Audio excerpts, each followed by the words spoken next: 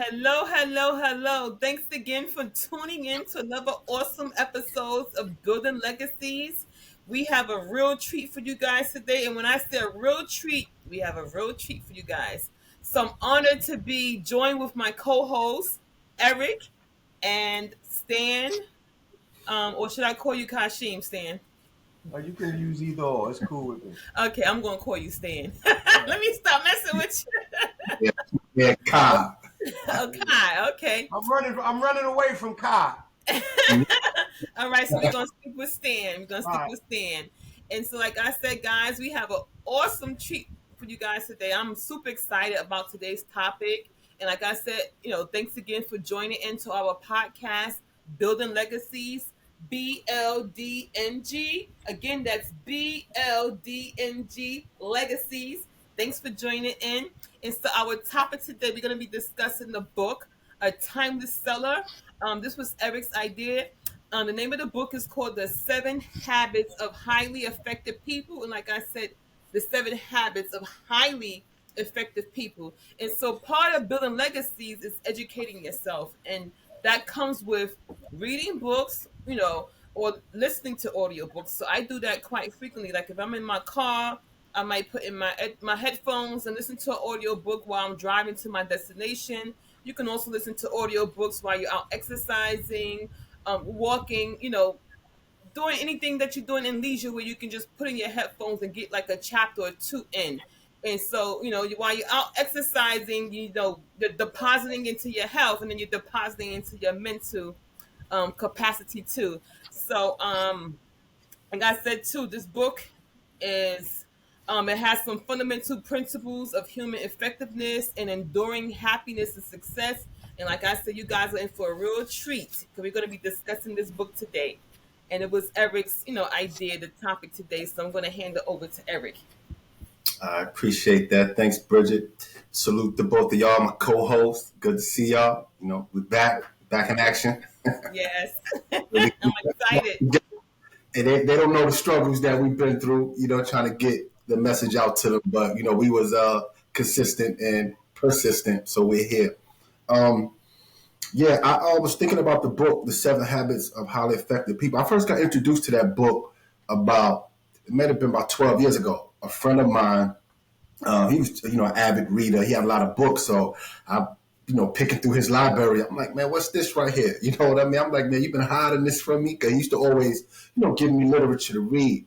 So when I grabbed that from him, it just the title of it was captivating for me. Seven Habits of Highly Effective People. And one thing about, I think, success leaves clues.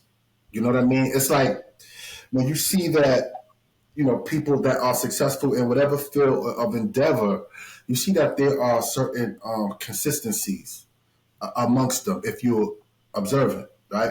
So that's one thing I was interested in learning. Like, okay, what is it that is separating these people or effective, successful people from others that are not as successful? You know what I mean? So with this book, it highlighted seven, although, it's more, I'm sure.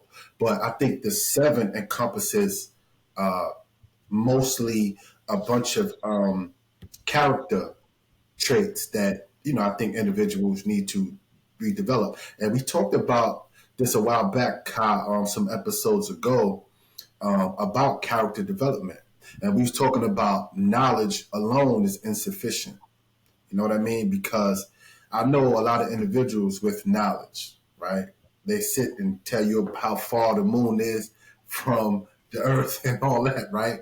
But when you look at their activities and things that they're not as productive as they can be. So a certain character traits, they have the knowledge, but not necessarily certain aspects of character that would allow them to get to the next level.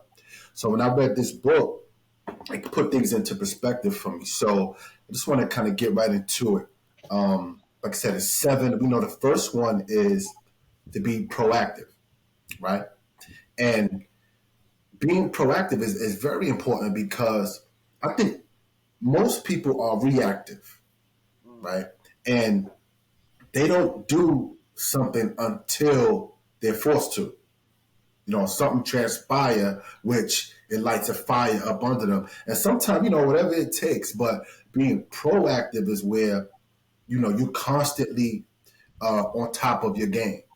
You know what I mean? You're not comfortable or complacent. You're like, okay, I got this going on. It could be better. Or this is established. Let me do something else. You know what I mean? You're constantly being proactive and on top of things instead of waiting for things to occur. Where now you're scrambling, trying to rectify a situation. Sometimes, or not being as productive as you can be. So I thought that was profound. You know what I mean? I just want to get y'all perspective on that. Yes, I wanted to ask you too, Eric. With that first step of being proactive, and you can chime in too if you need to, Stanley. So, how I look at it is, being proactive. So, say like if you engage in some sort of business aspect and you have business partners, instead of you waiting for someone to tell you what to do, you be proactive. You'll go and take initiative yourself and go Right, do what needs to be done. So, like if you see that maybe you're doing a video and say you're good with editing, the video needs to be edited, you may go and edit it yourself, or you may pay someone to get it edited. You don't have to wait until someone tells you to go do it. So like contributing, you're contributing to whatever's going on. So would you say that's like a sense of being proactive as well too? Absolutely. absolutely, absolutely. Okay. Yeah, Right. I know you want to chime in. Yeah, so absolutely. So being proactive, like you said, instead of being reactive, and to chime in what Bridget said, is being on point, right? It's already thinking about a resolution of what it is that you can contribute and do before a problem arises. You got to be proactive. You got to think proactive. If you have a vision, right? That vision, how can you achieve that vision? How can you achieve that end result before waiting for something to happen and then you got to react to it? So if you Right, have an idea and you have a vision, be proactive, meaning you have to go ahead and work towards it. What's the steps that you got to do to prepare, to be right, proactive in order to be ahead of the game, so to speak? And right, and it's better to be proactive than reactive. And but that's part of the paradigm shift of the book. And the book is trying to tell you the way you think. You have to reprogram the way you think and the way you respond and the way you right. activate. So yeah. Yeah, absolutely. And I know we spoke about this a couple episodes ago. It make me think about. I just like to use references that people may be familiar with, certain personalities. And with Jay Z, Dame Dash, and their partner Biggs when they started Rockaway clothing line, and initially they were looking for a deal from a major brand so that cause they were wearing the product, the culture was wearing it because Jay Z was wearing it. So they went to the brand like, hey, listen, let's do a partnership where, obviously I got people wearing your clothes. I'm sure it's contributing to your bottom line. Let's do a deal. The brand was like, no, you know what I mean? Shut them down. Because, sometimes you see that a lot, you know what I mean? Where some of these brands, they don't really appreciate the value our culture brings to their clothing as far as hip hop, and introducing their brand to the masses, right? So what they did say, you know what, y'all don't want to give us a deal, we're gonna create our own thing. So that's reactive in a sense, because they was told no. They said, you know what, okay, we're gonna do our own thing, but and they had success. Now being proactive would have just said, you know what, we're going to create our own and or one aspect of being proactive. You know what I mean? So they kind of reacted in that scenario. And certain and in life that's just going to happen too. But you want to be cognizant of your moves. You know what I mean? Instead of saying, you know what, I'm not going to wait till somebody tell me no or whatever for me to That's part of the start. learning curve, right, E? So Right, yeah, and I want to That's say part of the too, learning. That's part of the learning curve, right? Because yes, when you right, and say they reactive, it was actually part of the learning curve for them right, physically to see that you denied us of a particular thing we was trying to do, and so we had no choice but to say, okay, we're going to do it ourselves, right?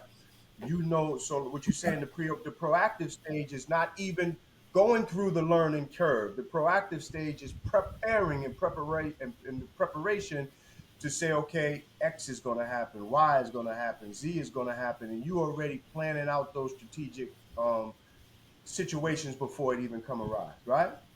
Right. And I want Yeah. to say too, because I want to test both you guys, and not just you guys, but the audience too. I want to know, did you guys learn from our last episode? I want to know Right. what the word "no" stands for. What is the acronym for "no"?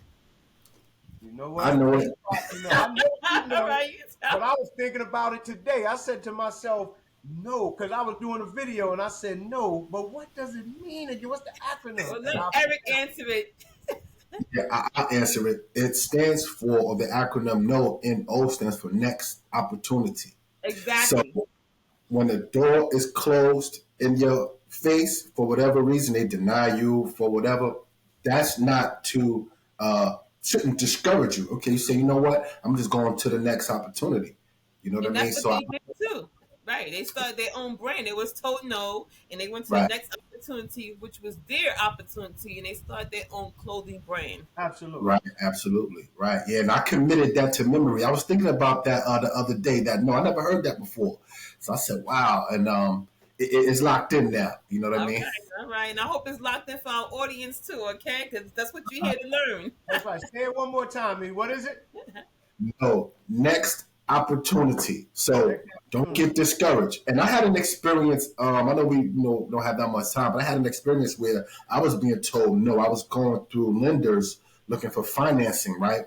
And I was getting this. No, they had so many different standards. Each lender, even though my credit was good, they say, okay, well, it's not seasoned enough, meaning it wasn't, they wanted me to have 15, 20 years of Mhm. established credit. You know what I mean? So they had their own standards. But for me, I didn't allow that to describe. I just kept going and That's kept right. going, reaching out to different lenders. And then I was able to find a lender that helped me with financing, of what I was doing. And you know, Um, and that segues us into what the second step is. Begin with the end in mind. So I think you started with the end in mind. Your end was that you were going to get this mortgage, right? Right. So that was your ultimate goal. So you started with that end in mind and you just kept on going. So even though one lender told you no, that didn't right, stop you. You went on to the next one. So, we can talk about the next step, which is, begin with the end in mind. right, I know a lot of times is referred to as reverse engineering. right, So, and I'm going to just, I can relate it to like weight loss. So say like if someone is looking to lose weight like myself. So about, you're looking to lose say about 20 or 30 pounds, you got to look what your end weight goal is, and then you work your way back from that. So it's called reverse engineering. So if you're looking to lose 30 pounds, in 3 or 4 months, and you have to just reverse engineer and see how many pounds per month you would have to lose each month in order for you to achieve that goal by month end of the third month or the fourth month. So if you guys want to chime in on that, you can. But that's what I have right. to say about the second That's step. yeah, that's good. Yes. Right. And when I seen that principle, and that's profound because, like you said, it's reverse engineering. So it make me think of like, if you look at, say, let's use real estate as an example, developers. The most important part of the process is the blueprint. You get what I'm saying?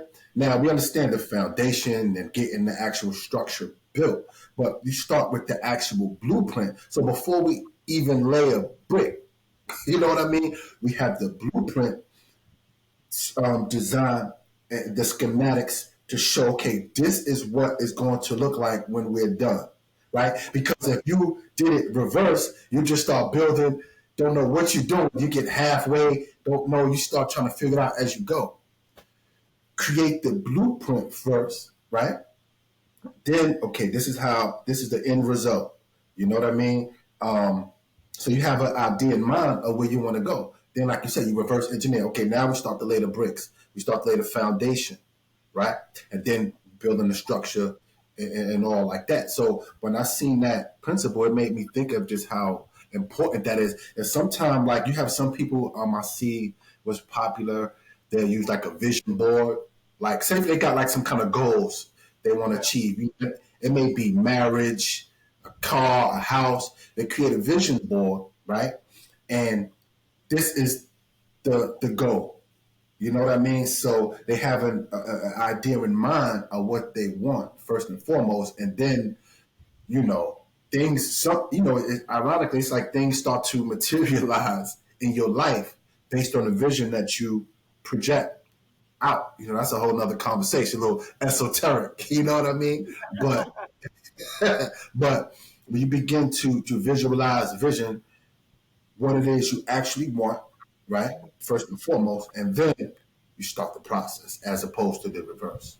Right. Right. Absolutely. So the principles of personal leadership for that second habit that you guys spoke about.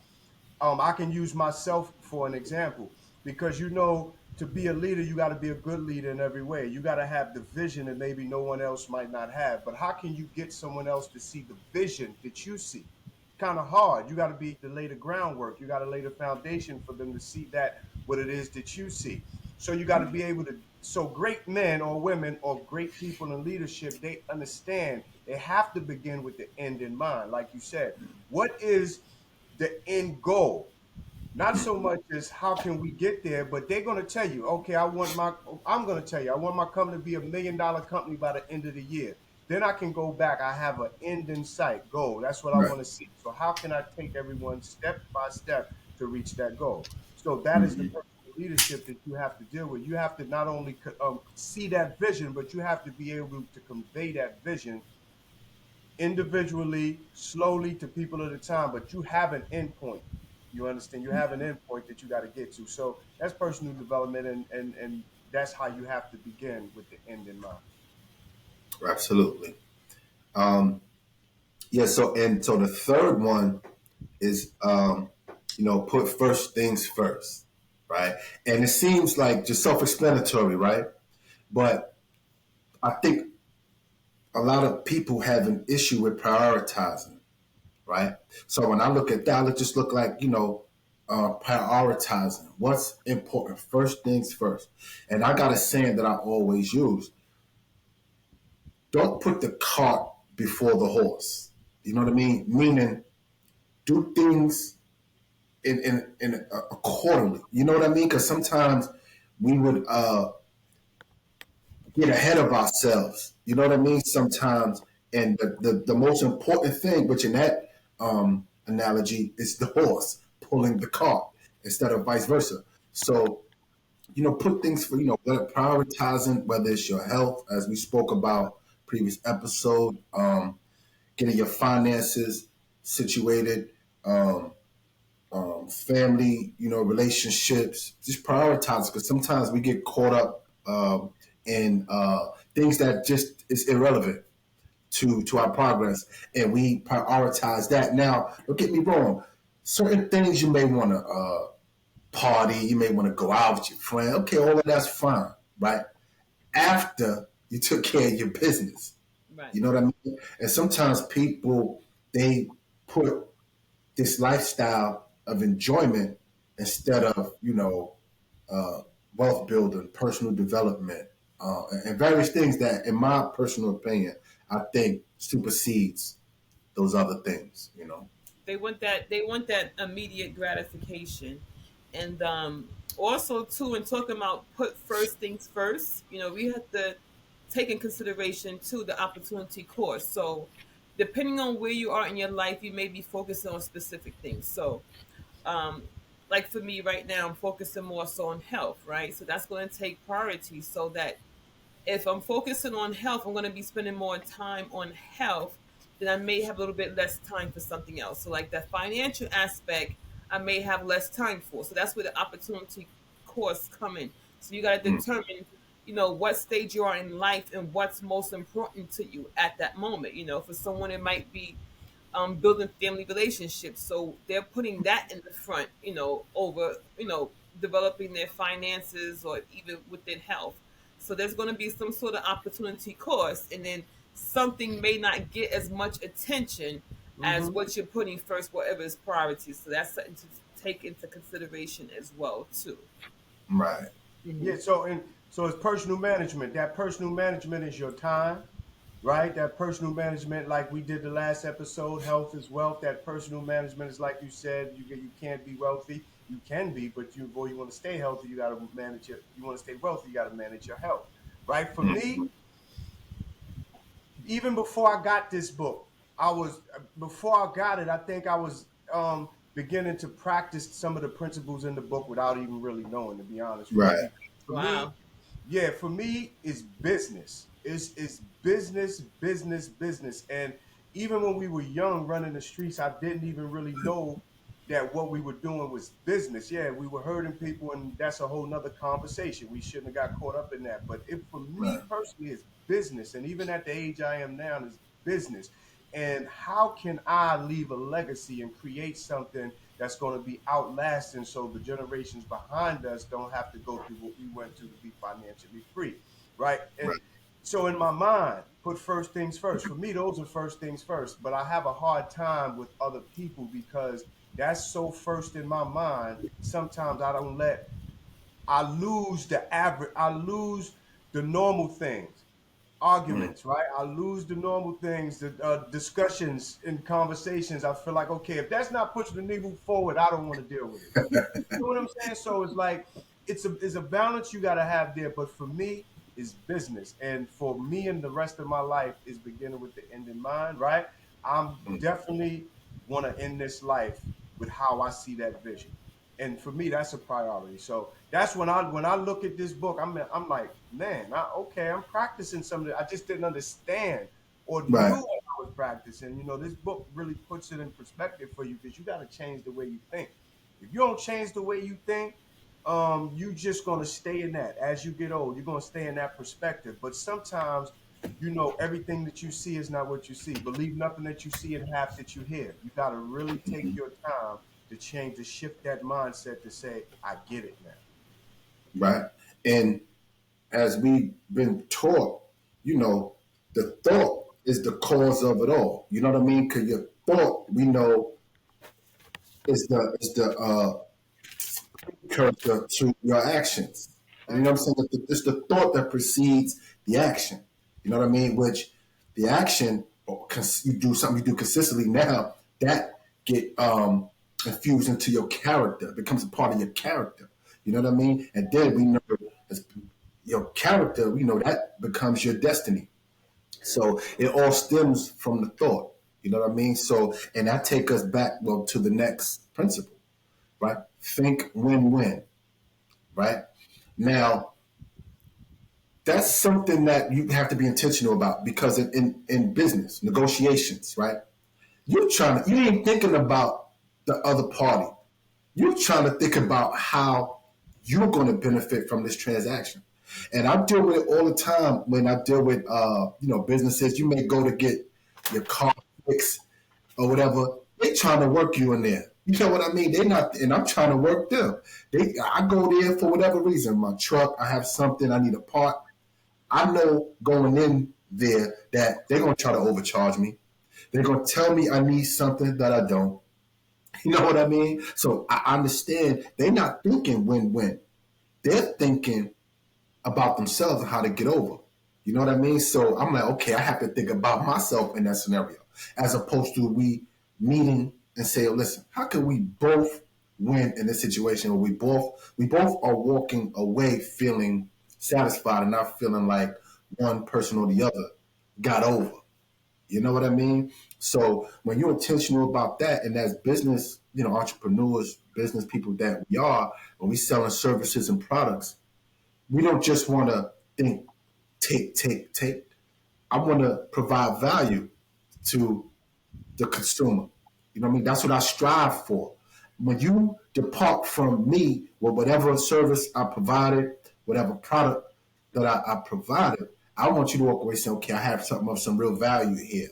And I got something, obviously, some currency, you know what I mean? And you receive something of some value. So we both won in that situation, as opposed to me just like a grifter trying to Mm. just work you, and then you walk away with buyer's remorse.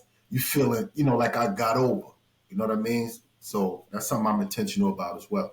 Right, right. You don't want it to seem like it's unilateral, where it's just one person.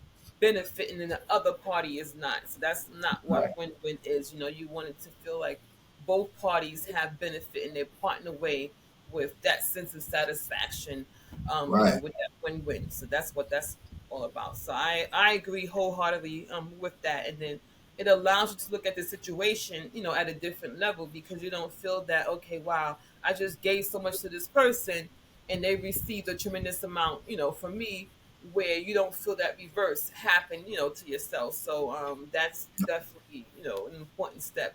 Think win-win. I like that step. Think I like it win-win. too. I agree with Yes. everything that you guys said. So I don't really have much to add to that. I agree with Okay. everything All you right. guys So said. we can move on to the step number 5, which is seek first to understand, then Right. to be understood. And so, how I understand that is that a lot of times, we're so like eager to talk and, to give our perspective on things, but it's saying that we need to have an intrinsic understanding first. And then once we have that understanding, then we can start talking for the person to understand us. So hopefully I explained it correctly. If you guys want to chime in to make it a little bit more clearer, feel free. But that's, how I understand that fifth step. Mm. Absolutely. So you seek first to understand, then to be understood. Um, a lot of times it's the reverse, exactly like you said.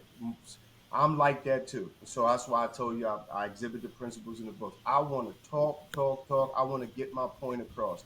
Sometimes you got to understand that the person just didn't really grasp what you said, or you didn't explain it correctly enough, or more or break it down to a level where they can understand it, and you're thinking that you did. So therefore you're you're talkative and you're trying to get your point across that you forget that you're not even resonating with the person. So and it all goes in part with the leadership, right, and the management skills. So you got to be able to listen before you can actually get the person or respond and get the person to see what direction you're trying to move them in. It's part of the understanding. Seek to be under, you know what I mean? So you Right. have to be able to listen more so than you talk.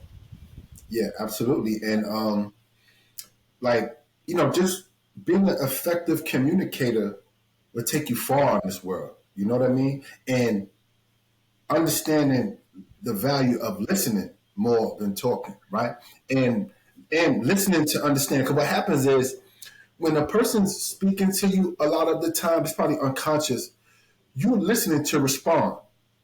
You're Hmm. not really listening. I'm talking about like shut down your, whatever it is you're thinking to really absorb what it is they're saying. You listening to respond. Something may trigger something in your mind. And we human, they may say something to trigger something. So now you still listening, but you in your own head now. You know what I'm saying? And you to respond to them, which is and another form of listeners, active listening, which most people do. You listening, you see a person, you see they engage with you, right? They nodding their head, they're gesturing, let you know that I'm with you, I'm following you, right? But that's active listening. Now, what the book was describing was empathetic listening, right? Meaning where, okay, I'm listening to you and to fully understand you, I'm placing myself in your shoes, Mm, right? I'm seeking to understand first. And then I'm empathetic listening. And then now I'm seeking to be understood. You know what I mean? So it's a reciprocal transaction in terms of communication. And the better you are, I think you could communicate in this world, the further you're going to go, I think. You know what I mean? hmm And, you know, because you see now, even on the internet, I watch people, right? And they're very articulate, right? And that's a gift. You know what I mean? Everybody's not as articulate. They cannot necessarily articulate their thoughts well. They got the right idea, and but they just not as articulate. And when you see these people like these motivational speakers, right, preachers, they're very articulate.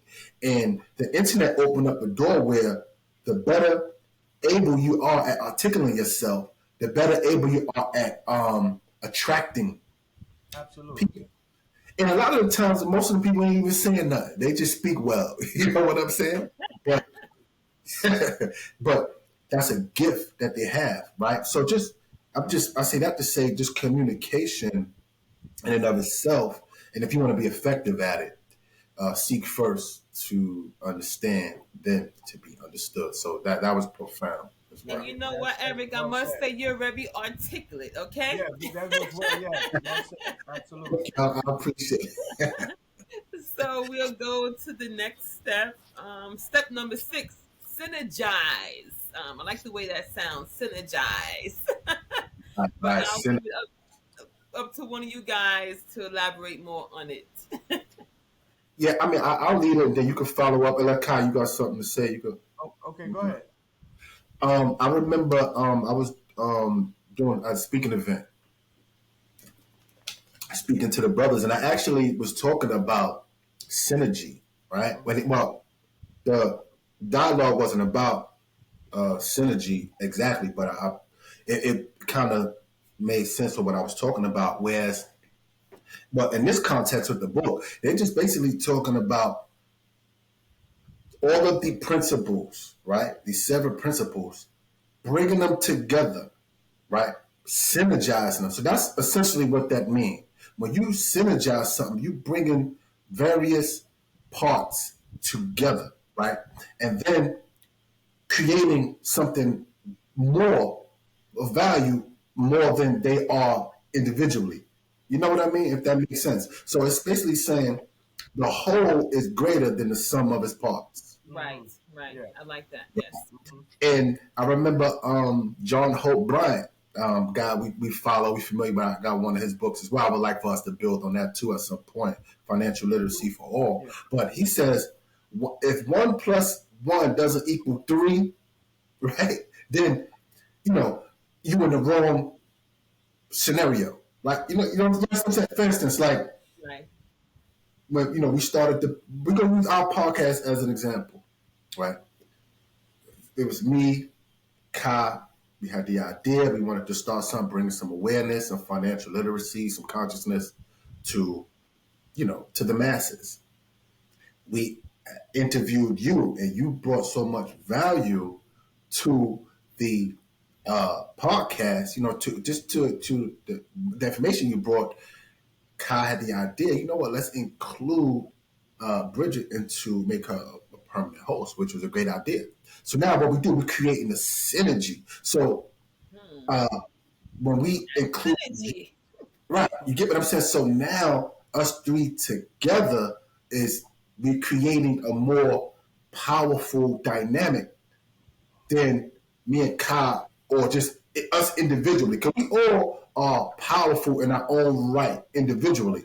Right. But when we synergize and come together, we could create something of on a greater magnitude. Building legacies. It's Build a like legacy.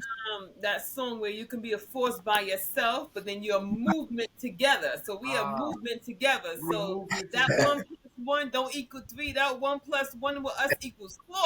That's right. That's right. That's right. That's right. Right, Yes, right. I like that. Absolutely. Yes. Absolutely. So the principles of the creative cooperation, it speaks on to what you were saying when everybody contributes what it is that they have in order for it to be together to work together. Is Hmm. that what that actually is saying? That's exactly what it's saying. That's summing it up. You know what I Okay. mean?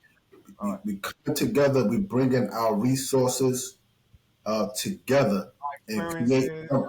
Absolutely. Experience everything together, put in the pot like gumbo. You know what I Right. mean? Right. And Absolutely.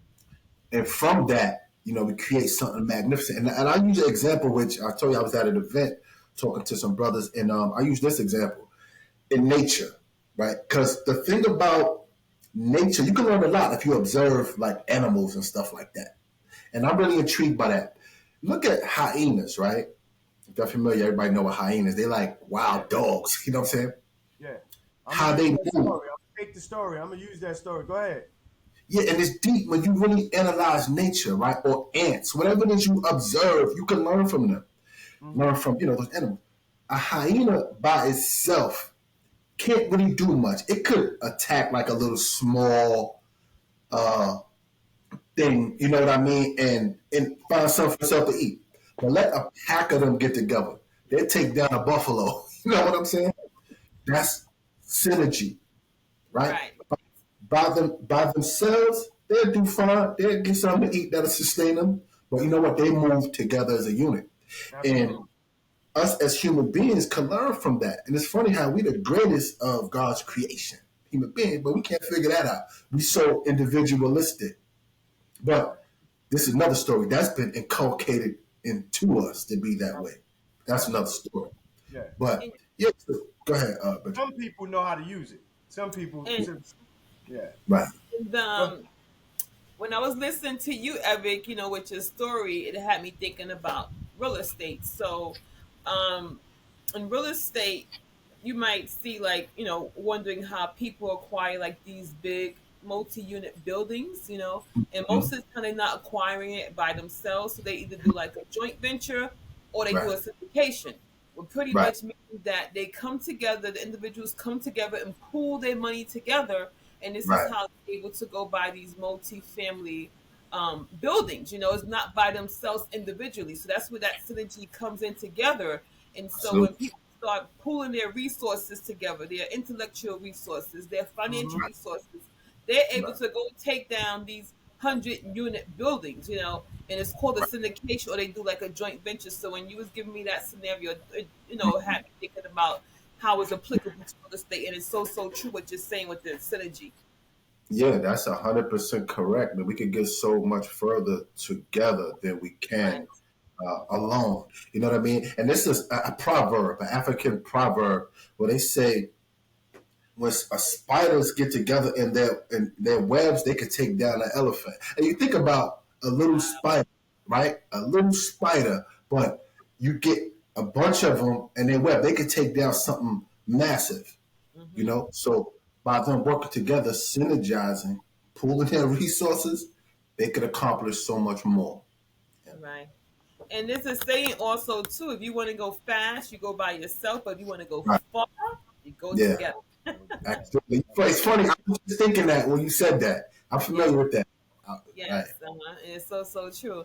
And so then our the last step is sharpening your saw. So I know that is Stanley's powerhouse there, because I'm already seeing him all his Yeah. videos Yeah. on Absolutely. Facebook, You all got his motivational videos. So I know that's Stanley's powerhouse right there. well, absolutely, and I thank you that you said that. So you got to sharpen the saw. Basically, you got to work on your craft. You got to continue to work on your craft. You can't get complacent, and you can't rely on what you think you know, because things are constantly changing every day. Principles are changing.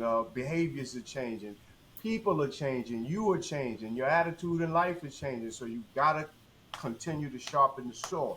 But also, I want to say this: the book, "The 7 Habits of Highly Effective People," it is designed for each and all of us to use it individually. Highly effective people. How can you use the book? E? How can Bridget you use the book? And how can I apply this book to myself?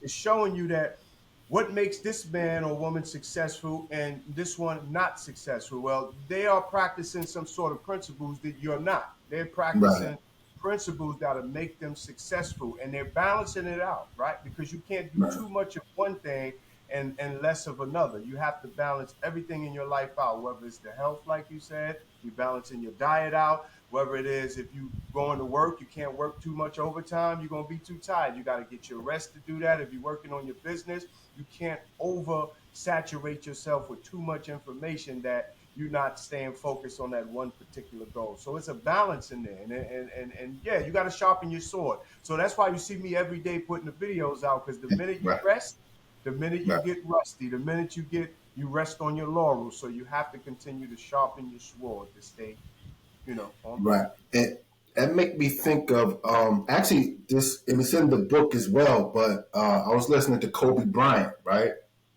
and he spoke about like a scenario where, all right, you have a guy in the woods, right? He has a saw, right? So he's going to chop down a tree, but he has a time limit to get it done. Hmm. So they asked him, "You got 6 hours, right, to chop down this tree. how you gonna get it done? He said, I'm gonna spend 4 hours sharpening my saw. You get what I'm saying? Where most people, they'll just go, wasting valuable time. Instead of sharpening the saw, you get it done quicker, right? Because you going at something, you have a dull instrument, not knowing that this is prolonging the situation. When you say, hold on, let me sharpen my saw so when I do go at it, I could accomplish what it is I want to do quicker. You know what I mean? So that just boils down to just preparation in a nutshell. And what I like to Go back apply, to beginning with the end in mind, huh, E? absolutely. See how it's all correlated. You see what Absolutely. I'm saying? It's all correlated. And what I personally subscribe to, like when I'm doing different things or whatever it may be, preparation for me is very important, right? So I try to be prepared, whatever it is, I do some type of preparation, right? And it goes down to the 5 P's. I'm not sure if y'all familiar with that, right? The 5 P's is proper preparation prevents poor performance, Mm-hmm. Oh, I right? like that. Proper Right. preparation. Prevents poor performance. Okay, I'm writing that down. Right. So that's something like sharpening your sword. It's related. Prepare. Get prepared. So you got a speaking engagement. Uh, anything that you do, prepare for it, and this will give you better odds at success. Right. Right. And it just seemed like this common sense, right? But most people skip the process. They go right into a thing without You can't sharpening their just wing it. sword. Yeah. Right, and can't figure out why they're not having the success that they are envisioning because maybe you got to go back to the drawing board, sharpen your saw, and get back to it. You know what I mean? Right, right. And what I think is also important too is to be in the room or at a table with a bunch of people that's sharpening their sword. So iron sharpen iron. So you want to be around people that's going to help you sharpen your own iron. So Absolutely. that's very very important. That's Yes. very important. Yes, That's that's very very Right, important. I very like important. that. Yes. Yes. right. So But still, we was just talking about that, right, Kyle? Yeah, that's why when she said it, I said, "Wow, we was just talking about that too." Yep, you see, Right, great minds think alike. That's absolutely. part of building legacies. Build some legacies, The man. Building Legacies podcast. So, guys, we consume with a desire to help you guys. I hope you are Absolutely. really enjoying our podcast as much as we enjoy doing it and right, delivering the message out to you guys. I'll have to say, like I said, we had another great episode. You guys were really in. You really got a treat today. Make sure that right. you go out and get this book, The 7 Habits of Highly Effective People. If you want to become one of those highly effective people, I would encourage you to go out there and start reading the book. You read a page or two a day until you're able to, devour the whole entire book. But this is great, definitely a great read. And like I said, it's a timeless bestseller. That's what I And have to Absolutely. I was thinking we may have to reach out to Stephen Covey and see if we could get a percentage of the revenue that we Well, bring into it. but listen, I was just about to tell them, listen, if they want to get the books, because we're going to do this on a repeated basis. So if you want to purchase the book that we just mentioned, just go down into the link. You're going to see a link at the bottom of the description where you can purchase the book. So anytime we discuss a book or we discuss something of value, you can go down in the link and you'll be able to purchase that book. So we want to Absolutely. thank you. We want to definitely thank you for tuning in. And as always, I love speaking to these two individuals because each time I talk to them, I'm not talking about just when we talk behind the scenes. When we're talking, I leave with a more profound understanding of myself as well as life in general. I gain more knowledge. So I'm thankful that you guys is on this journey with me. I Yeah, appreciate it. Remember, absolutely. Same here. BLDAT. BLDAT That's Legacy. right. Like, subscribe, and share. BLDNG. Like and subscribe to our podcast. That's right. Right. Comment, you know, we always stress, please give us your feedback. Let us know Absolutely. how we're Yes. doing, what we can do, how we can help you, and we'll make it happen for you. Oh, yes. Oh, yes. Absolutely. Another great episode. Another great episode. You guys be good. Thank you for tuning in. Thank you, guys. Salute. Salute. So I'm going to stop it Make All sure right. you this